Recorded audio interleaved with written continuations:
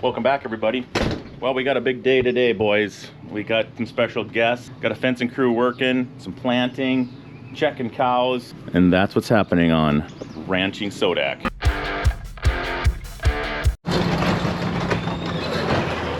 She gets the king's treatment now because she's a bunch of stuff in the back I don't want to get rained on, but basically we got to get organized here for the fencers. I've been fencing with him the last couple days, and then we started planting yesterday.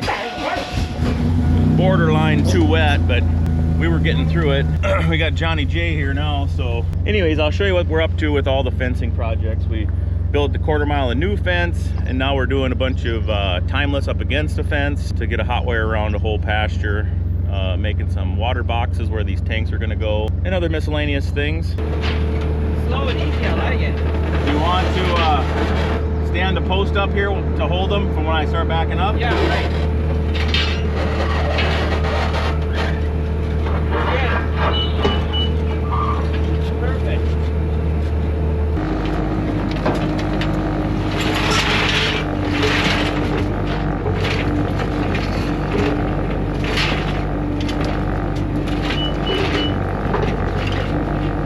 I can show you guys this. Okay, see this little green lizard right there? Don't, Millie, don't.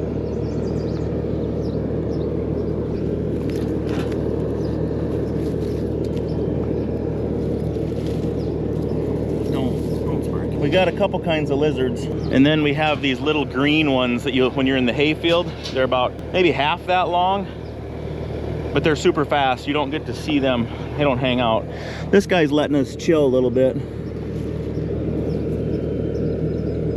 Not sure what's going on with him.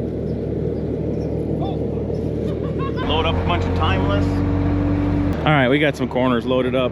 He's gonna head up there, and I'm gonna go check one group of cows, do a little salt action, and then I'm gonna head up there too, and we'll make a plan. But stick around, because Johnny is a professional bull rider, and he's gonna tell us a little story about a eventful day he had maybe a couple weeks ago. So you're not gonna want to miss that, right, John? Yeah. Give him a little teaser.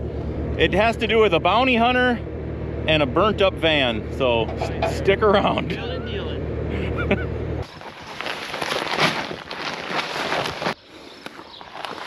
What's happening, guys? This is kind of some poor management on my grazing part here. They're back in a pasture that they weren't supposed to come back to, but I didn't get back here in time to shut the gate, which we've gotten 4 inches of rain.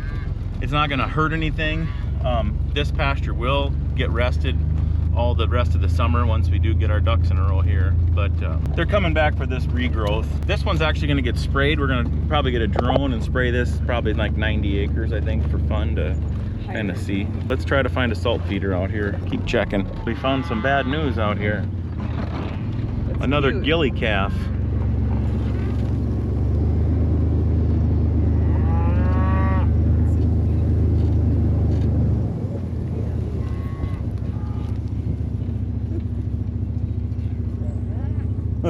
That one was born in the snow, and then it never melted off his feet, I guess. And his tail tip, and what a goofball gilly. You have arrived at your destination. Hello? Anything left in there? So the blocks are still holding tough, but like I say, the loose salt is where they get all their salt from. I put a couple blocks over on these rocks too, and they're still remnants, but it's not enough. In my opinion, you've got to feed loose salt. You can't just feed the blocks. It's not enough stuff. Just put one in the feeder, and then let's fill her up with bags. The good thing about the garlic is it does help with the flies, and then also when you put the burgers on the grill, you can cut down a little bit on your seasoning. Not a lot. You still need, I don't know, I like pepper, but... Well, I was thinking it was just from your dirty hands you'd garlic up. No, it passes through the meat. I see. Call Karsten, he'll tell you all about that. That's definitely something Redmonds checked into, and the data is clear that garlic flavored beef. Sorry, Rep. You guys ready for your poem? This one's called The Cowboy Banker. I want to be a cowboy, said banker Larry Brown, and live out in the country instead of cooped up here in town.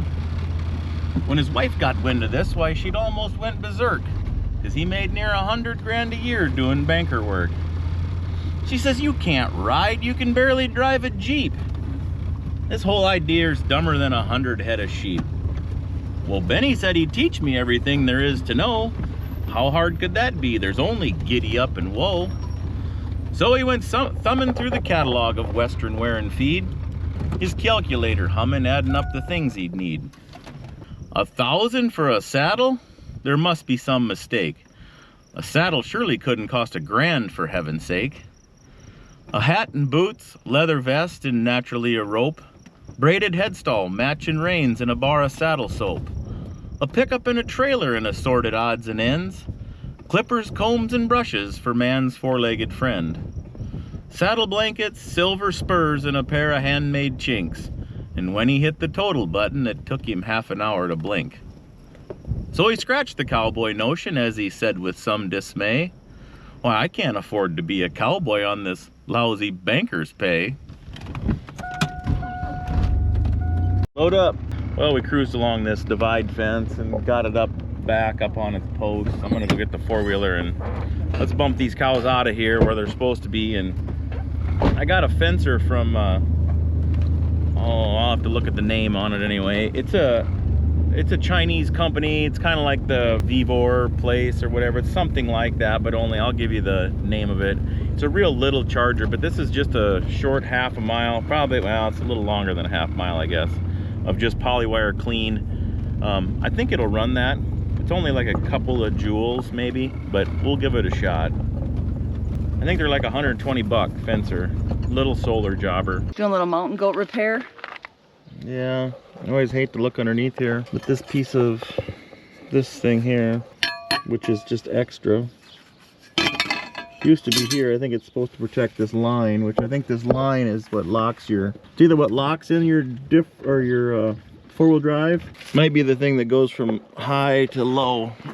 I'm not sure, but oh no! My shirt got ripped. So I got a rip over here. No, I got one here. Anyways, everything is working good, so there's no need for concern. One of the reasons they've came all the way back here today is this is where the wind is coming out of from the southeast. In the summertime, they always want to walk into the wind, so that's why they pulled them clear to this side of where they're not supposed to be. So typically when you move cattle, you kind of want to use that wind in your favor if you can. Wait a day or wait the right day that the wind is pulling them in the direction you want to go. This is exactly opposite. These guys know, since they just got here probably yesterday, they know that where they just came from, they're not really supposed to be in here. And there's plenty of grass where they're supposed to be at, so they'll trail right back, my guess is. Definitely not wanting to go into the, or with the wind. I kind of got hung up at the dugout here. Got a little pretty new one over there. He wants to go back and lay down, but they're starting to walk off now. There's lots of shade in that other pasture, so if we get them over there, they can hang out in the coulee this afternoon. It's supposed to be pretty hot. Gates up there. Where you got them first red cows are going. Got a big V kind of deal going here. So when you got a V of cattle going towards the gate, you kind of want to just push the middle. See, you don't want to push over the wing or that wing over there. You want to push the middle. That gets the middle ones to go where you want. If I push that side, I could hook them this way. If I push this side, I could hook them that way. So see how I've made this middle hole when I pushed here? I still got cattle right here on my side. These little peanuts will be able to just slip back and forth. We'll see. They're going right down to the dam and then they're chilling, but a couple of pretty young ones. Here's the fencer I was talking about. Apify. Definitely a Chinese deal. I looked them up on Amazon. I think they're like 119 bucks maybe. Pretty small. They say not to ground them to your post. So I put another little fake little ground rod here. Fake but real. Then I stuck some high tensile wire in the ground as well. Like I say, this is a real clean stretch, just a little over half a mile of poly wire. She's pumping out a 4.5, 4.3, 4.5. Good, real good. I mean, I'm usually happy with like a 3, so we'll see how the battery holds up and how long it lasts, but the green light means that the battery is charged. And as soon as I turned it on, it was red, but now that it's been in the sun for just a few minutes, it means it's fully charged. Looking back, I probably should have put this hot wire on that side of this post so they don't touch it. Let's do that. Unhook those alligator clamps. No, now you can hook everything back up. Probably better get one more post. See, like there I turned it on and it went right to red, like it would suck some juice to get it to go, and then it didn't take very long, maybe 30 seconds, and then that had it charged back up. Well, let's go check on the fencers, see if they want to come home and have a burger for dinner here. We better get in the drill and get back to planting. Load up, ding dong, load! Well, I found them. Looks like they got all this cleaned up. What we're doing is this fence here was completely shot and the wire was no good, but there was a handful of T-posts in here. I brought like 100 T-posts from home. This fence here is awesome, except for the posts. The posts are no good, but the wire, this was like 20-year-old fence, and this is back when Red Brand, the wire was way better than it is now. I want to keep this wire, and all these posts are shot, so we're going to put 3 T-posts in between each wood with no clips. Put 3 on this side. The next one we're going to put 3 on the other side. So, but I need to have a spot in here somewhere for a water tank. I got another dog to train here. Load up, John. Oh, he's already in. Oh, good job. Sparky, load. John, he loads pretty good.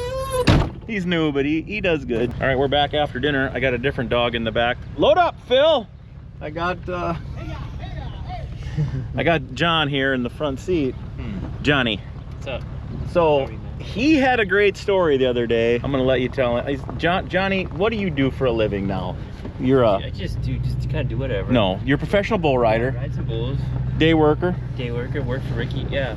No So, last names. Back up. That's right. Tell us the story about the new van, how it came about. I found this van at Louis in Pierpont. Louis is a legend in Pierpont. He's been selling cars there for 30, 40 years. He's a Vietnam vet, hardcore patriot. He had this sweet van. So I bought it, yeah. Bought it on Monday. Is that how it goes? What's the van? Chrysler? Town and Country. Yes. But you know how it is. I get attached to my vehicles. Back up. Who did you run into at Louis when you got the van? Oh, this bounty hunter. We didn't like me. Louis told him I rode a few bulls, and he rides bulls. This bounty hunter was how old? 75. 75-year-old bounty hunter. And he rides bulls. He has his name on his buckle. Obviously, he got the buckle to Western Store and whatever. But we argued about, because I told him bulls are not that mean, and he said they're mean and nasty, and I said they're nice and friendly to him. And so then the new van, you thought, I better take my old van to one. I get attached to it. I got to take it to one more rodeo, he said. One more rodeo. Yes. Where was that at? Where were you heading? Went from Britton here to Dunseith, North Dakota, to Arlo Erickson. Dunseith, yeah, up by north of. Yeah, by Canada, basically. By Rugby, north of Rugby. Right. That went good. Oh yeah. It went good. One there. What happened? Then I drove to White Earth the next day. I thought it was the smoke is what I thought it was. Like the fire smoke. The Canadian wildfires. He was smelling some smoke and he thought it was the Canadian wildfires. That's what I thought. It got intense. What happened? It got intense. Fire blew up in my old van. Started smoking, so I found a big approach over there and pulled off to get off the highway, and I watched my minivan burn. The old girl had almost 370. 370,000 miles on the old girl. I can show you pictures. Oh, it's gonna be on the video. We got them. It's already uploaded. People are looking at it right now. Thankfully, you had the new van in order, but not all. But yeah, that's the cool thing. I was in Canada. Did you get your frames and stuff all moved over, or no? So I hitchhiked. Oh yeah, you had to hitchhike back. With Steve, contractor, back to a rodeo. Then I found a ride to 48s with a friend. Stayed with Shane in 48s for a night, and then had my friend Jack pick me up to Coffee's, and then Coffee had some cattle buying. He's a cattle buyer in Aberdeen, the West Barn, you know what that is. And I caught a ride back to Aberdeen. And all is good. Now he's out on the fence line. Check out these cattle there, boys. Somebody must be really ranching. That's us. All right, I'm gonna leave these boys tour. Men, these are not boys, these are men. Sodak Ranching. Go to the website, guys. Get yourself some gloves. Get yourself a hat.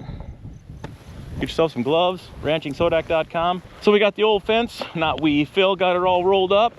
And then we're going to reuse some of the wood posts that are still good, and then all the T-posts. But here's quite a wad. That's about 3/4 of a mile of old wire. Yeah, I don't think we got hardly any of these posts. They're all junk. All right, I got to go get in the drill, and we got to get back to planting. A little crop check before we go get in the drill. So we got this thing sprayed right before it came up. It's pretty packed right here, but you can see we got a soybean, and then this is all sorghum. And that's a cowpea, sorghum, sorghum, sorghum, soybean, soybean, Pretty packed here. I mean, crusty from the rain, but they're punching through. Probably that soybean is actually helping the sorghum punch through. I'm not sure about that. Might be making it up.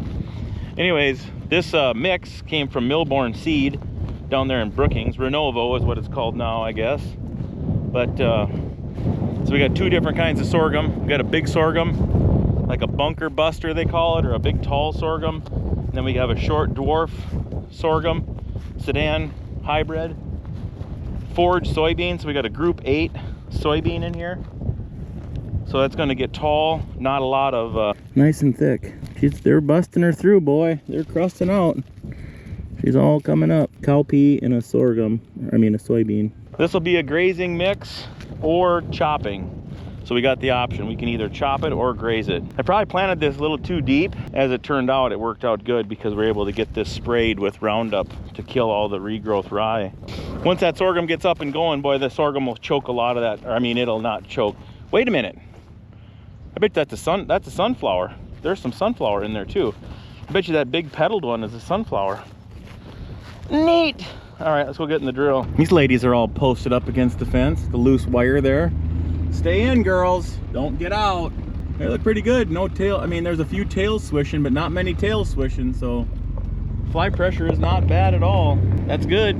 They've been eating the garlic salt. Speaking of salt, you should probably give the fat cattle a little block to lick on, huh? Ooh. Spooky. Oh, they don't make them fit through there. Up and over it is. Wait, 44 pounds.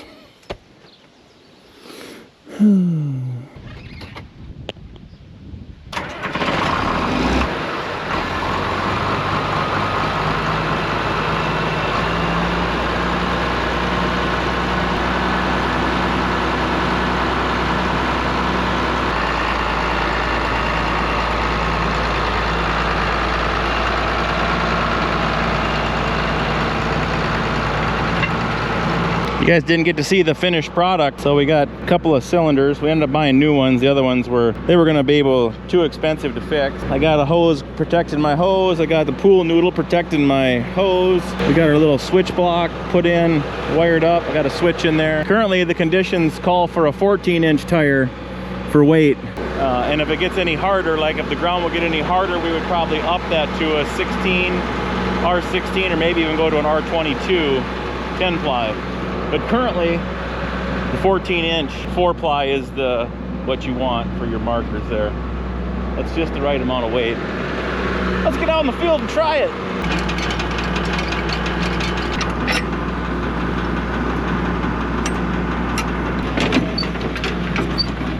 I didn't notice that was bending like that. Interesting. We'll be all right. Pretty hard. Pretty rain-packed and hard.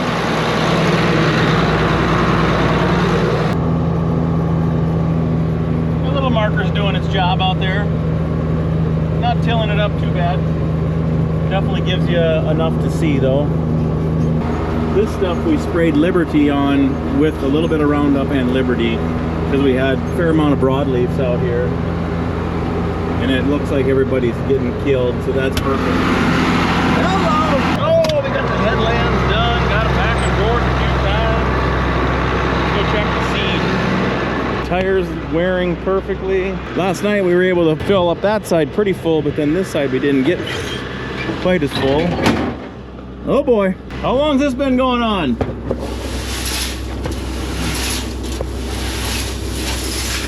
We better pause and get some more stuff. I wonder what that was for. No, I'm nervous.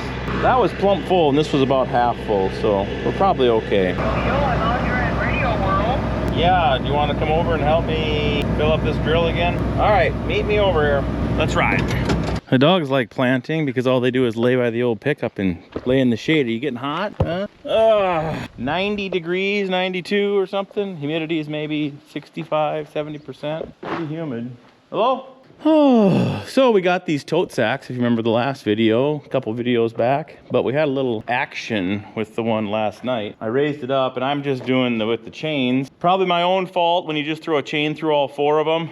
one of them gets more pressure than if you do the fork thing. So I learned the hard way, and I ripped the bag down here full. We only spilled like maybe a coffee can full. But what we ended up doing then, we lifted it real slow, and she had her hand on it, and we slipped another bulk bag around it, got it contained, and then ended up slicing the bottom with a utility knife, filling the new bag, which was the old bag. So here we are. And I also found these, I guess, because I couldn't find them this morning. So now I got these chains in here, but then I also have a secondary chain through the loops in case my sticks would break. It's kind of a menagerie. Seems legit. I think as long as everything is kind of static right now and no jerking, we'll be fine.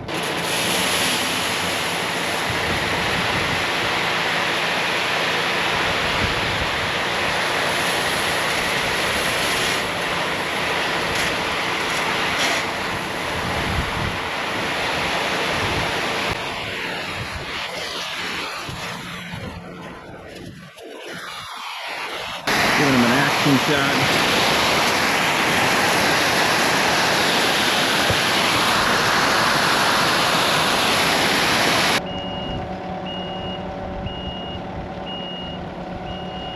Right to the right of my gloves.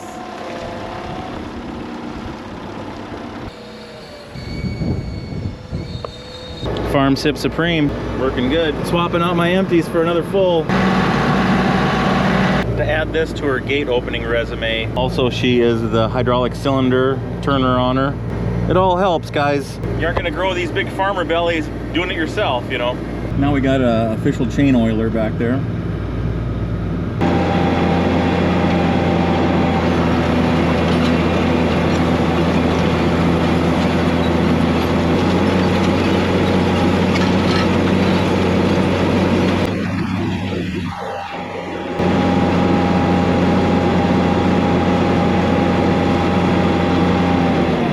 That's what you've been missing for the last few hours is me planting this field. So the markers are working good if you got the right amount of weight on them. But I thought it'd be cool for you to watch this little guy.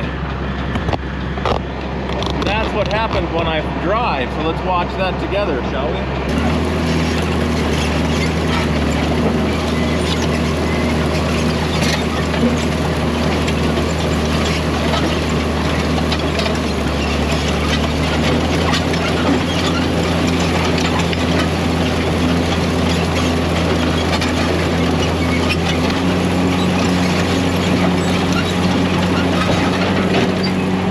Thanks, Matt. That was pretty neat. Well, you know what else is neat?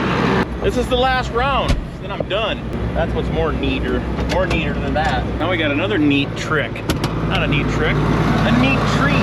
Cordell's here. What's up, my guy? Nice whip. Thanks. It's all right. Made it all the way here, no problem, huh? Yeah, I was surprised. Left a few. Is this like a little breadcrumb deal where you just every Got better mileage. Oh, does it? More ventilation. Planter refill. Just like in Farm Sim. Farming Simulator. I used to play that in high school and college a lot. A little more professional than a 2x2. Oh, we got her tucked in the shed. It's Friday night about 9 o'clock. We're gonna call her a day. Hang out with the kids a little bit. Cordell and Holly, I think Dane and Ellie. Well, Ellie's coming tomorrow, and we got to razz Dane and see if we get him to come over tomorrow too. See what happens. Thanks for tuning in. We'll catch you on the next one. Peace.